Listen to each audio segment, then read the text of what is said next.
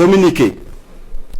Il y a quelques semaines de cela, les services de renseignement ont intercepté plusieurs communications entre un individu et des chefs terroristes portant sur des détails des positions des forces de défense et de sécurité intérieure, des volontaires pour la défense de la patrie, ainsi que sur les opérations militaires.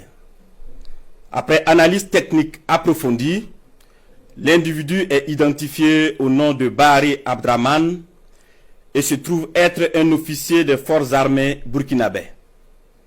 Il est identifié appartenant au bataillon de justice militaire. La recherche d'informations sur lui dans son corps d'appartenance va permettre aux agents de renseignement de découvrir que l'officier est en situation d'absence irrégulière depuis quelques semaines et fait l'objet de procédures pour désertion. La surveillance des communications du lieutenant déserteur Bahari Abdraman va donner des liens supplémentaires qui vont intéresser les services de renseignement, notamment avec un officier des forces armées du nom de Compaoré Joani, un ancien sous-officier de l'armée burkinabè du nom de Zerbo Laoko, un officier en service au Centre intégré des opérations du Burkina Faso, le commandant Ouedraogo Frédéric, un officier des forces armées en stage dans un pays européen, mais déserteur depuis un bout de temps et ayant rejoint Abidjan du nom de Kaboré Constantin. Le travail minutieux des services de renseignement va révéler un grand complot en préparation contre notre pays, dont le but ultime est de semer le chaos total en vue de placer le pays sous tutelle d'une organisation internationale à mesure de reprendre le contrôle dans 10 ou 20 ans selon les instigateurs.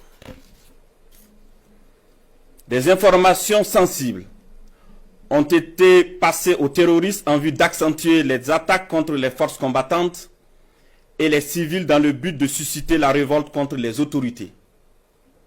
Aussi, d'autres stratégies ont été développées pour désorienter les services de renseignement afin de les amener à faire des arrestations massives au sein des forces de défense et de sécurité intérieure et espérer ainsi créer des frustrations et un sentiment de peur. La manipulation est menée également à travers des messages diffusés pour susciter injustement certains et d'autres messages envoyés à des chefs de corps pour leur faire peur en indiquant qu'ils seront arrêtés car étant sur une soi-disant liste noire. Des leaders religieux et coutumiers ont été sollicités pour convaincre certains officiers de s'engager dans cette mission funeste. Ce fut le cas malheureusement du capitaine Ouedraogo René David, en fuite actuellement. Dans le même ordre d'idée, des VDP ont été contactés pour démoraliser leurs camarades et de l'argent leur a été envoyé pour cette basse besogne.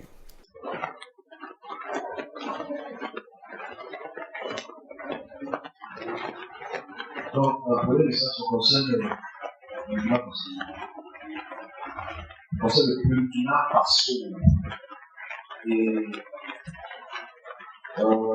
son président, il va être même plus de diversion passée parce que j'avais cette conférence, je n'ai pas eu le temps de m'exprimer. Donc, le président Traoré, je vois, même si c'est là, parce que ça a eu déjà en cours. Je rappelle déjà que l'année passée, en mars, oui, mars avril, j'ai vu comment l'Est de la Burkina Faso est attaqué et que les forces militaires depuis l'Est de Bolivie ont été attaquées et ils se dirigeaient progressivement vers la capitale. On est expliqué l'année passée. Et on voit depuis l'année passée, on attend sur le lieu comment cette région de l'Est est attaquée. Mais le plan est contre M. Traoré, président de la République, pour qui il y aura un véritable. Donc, ils vont se faire ce combat. au Burkina Faso. C'est le moyen toujours faire. Si les Américains et les Français unissent leurs forces, comme ça va se faire, ils vont être prêts. De la même manière aussi, pour la Guinée, que je répète encore, dans ce sens-là, dans la période de la magistrature de Donald Trump, il y aura une attaque pour laquelle le service secret américain, avec une base, ils ont fait Tchad, ils vont être prêts. Je l'ai expliqué l'année passée. Donc ça c'est pour Burkina Faso. Ça c'est le temps. Les deux remontent aux pays arabes.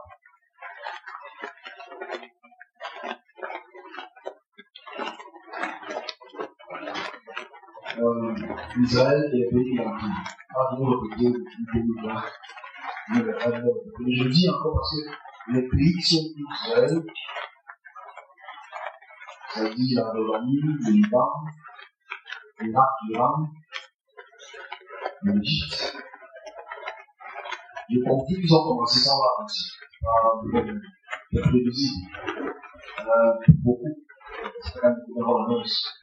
Ici, la coalition arabe qui veut frapper Israël, bon, fait du mal à Israël.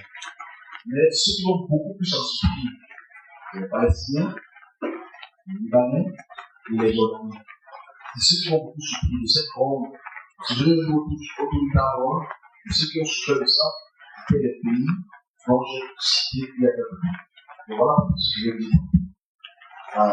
Israël et les pays des Antilles. Donc, tristement, les guerres continuent, les financements américains continuent, le soutien occidental continue, et les pauvres Palestiniens continuent à souffrir, malgré tout. Les messages concernent l'Italie, donc c'est ce matin que j'ai eu. Ça concerne son leadership. Giorgia Meloni, et le parti Fratelli d'Italia. Il y a une situation de corruption qui vont ici peu être exposées, et surtout son accession au pouvoir par son prédécesseur Mario Draghi. Et ces dossiers vont apporter des réponses. Comme je expliqué il y a quelques semaines par rapport à l'Italie, qui va ressembler à ce qui s'est passé dans l'Italie. Donc voilà les trois messages que j'ai annoncés. Et on espère que déjà les trois messages ne sont pas plus que des changements. Les trois messages sont plus que des informations. Les papiers qu'on peut améliorer changer. Ce sont les choses qui sont déjà dans l'axe qui vont absolument être utiles. Ok, voilà.